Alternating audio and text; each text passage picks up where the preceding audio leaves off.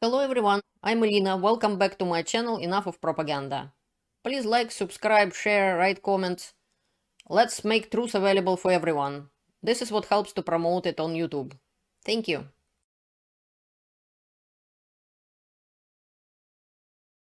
Very recently, on 20th of October 2023, Bellingcat, the famous investigative team, and the Insider did big investigation. And the article of it, there is article in English. It's written by Roman Dobrokhotov, Christo Grozev, and Michael Weiss.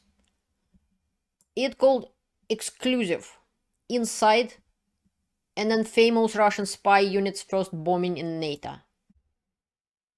This is what it is about. In November 2011, GRU Unit 29155 blew up an ammunition depot on Lovinidol, Bulgaria, containing artillery destined for Georgia. It was the first known terror attack perpetrated by the team of hitmen and saboteurs who will later poison Sergei and Yulia Skripal in England, a Bulgarian arms dealer in Sofia, and blew up a host of other storage facilities and buildings across NATO territories.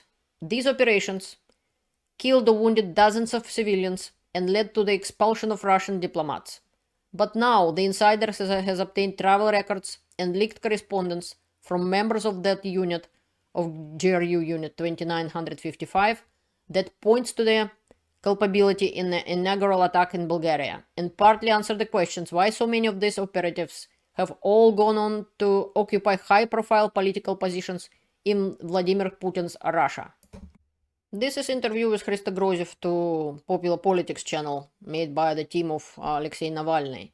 I probably wouldn't show it to you, he speaks in Russian, so I don't think that would be useful, but everything what he said is in the article I showed you.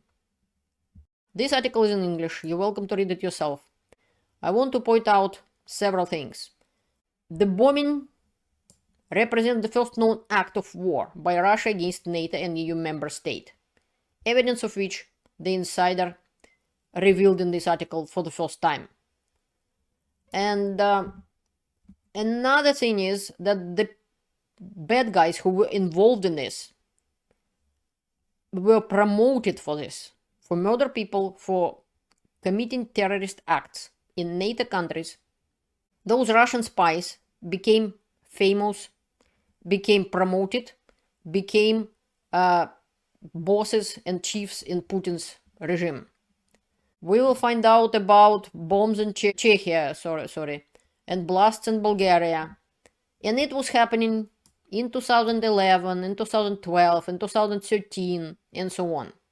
Russian bandits, Russian official GRU unit, wanted to get rid of Bulgarian businessmen who possibly, maybe, would have sold the ammunitions to Georgia, which Russia attacked at the time in 2008, and took under control South Ossetia and Abkhazia. And they were slowly turning into Russian states. And technically, Russia won that 5 days war. I have a video about it. Hostilities came to an end, and negotiating ceasefire happened in August 2008. Which Russia de facto controlled those territories, like Russia controlled those little self-proclaimed illegal republics, so-called Donetsk and Lugansk People Republics in Ukraine later on. Georgia needed badly artillery shells, 152 millimeters. Isn't that sound familiar? That's what Ukraine need now. And the company EMCO was owned by Bulgarian arms dealer Emilian Gebrev. What Russia did? Russia sent bandits. Some of them were involved in the poisoning of Skripals in London later. And they made blasts. They blew up this storage facility. And not just that, and it was proven, the pieces of that detonator was found, that object, plastic explosive and so on. It was proven. They become braver and they start to do it again. Not only in Bulgaria, in Czech Republic as well. And this is the map which saying 12th November 2011, and then 2015, 2012, 2022, and even 2023. Evidence gathered by police from aftermath in that Iganova was transported for safekeeping to Police Forensic Center in Sofia, Bulgaria, pending an investigation, and the evidence mysteriously burned up. It was a fire there all of a sudden. Unexplained. But meanwhile, another member of that GRU unit, Yegor Gordienko, traveling also under false name, arrived in Sofia 2 days before the fire and left a few hours before the fire started. So all the facts and proofs are here, and one of the men is very important, is General Averyanov, who suspected involved in blowing up a plane with Prigozhin on board from Wagner Group, and he started to control all the troops Prigozhin used to control. And now the new groups will take over in Africa. In the weeks prior to Prigozhin's death, Averyanov was busy traversing Africa in a big takeover. Russian relationship with local leaders, which previously was Prigozhin's sphere of influence, basically.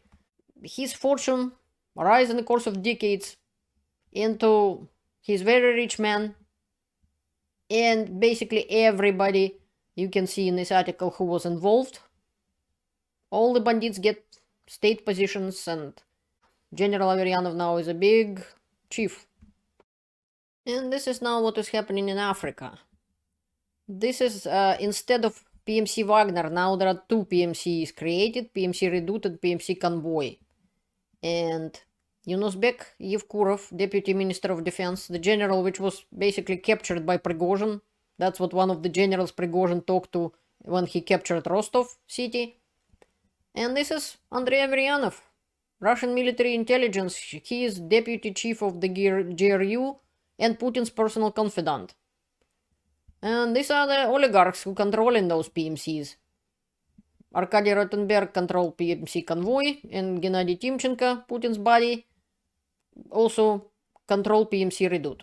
And all of this connected to that. The chief of the both, instead of Prigozhin now, is Andrei Averyanov. This is what the information discovered about attacks of Russian GRU onto NATO was discovered by the Insider and by the Bellingcat. On all the proofs you could see in the article I showed you. What Mr. Grozev is underlining that Russia is a terrorist state because terrorists who committed crimes in Europe, for example, got promotions, they get high rank government positions, and they are part of GRU, Russian GRU. Definitely. It's proven.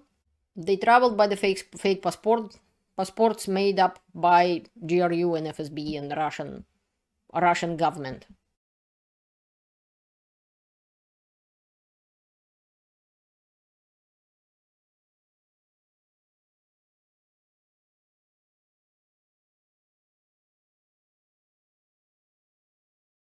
Before any Maidan ever happened, which was from November 2013 into Revolution of Dignity in 2014, and all the pretext that, oh, Ukraine did something, NATO did something, Russia attacked Ukraine.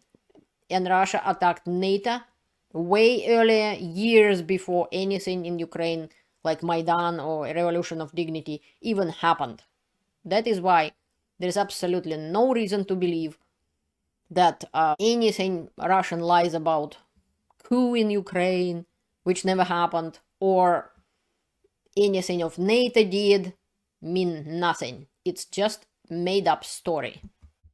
Thank you for watching. Until next time, learn the truth and stay informed.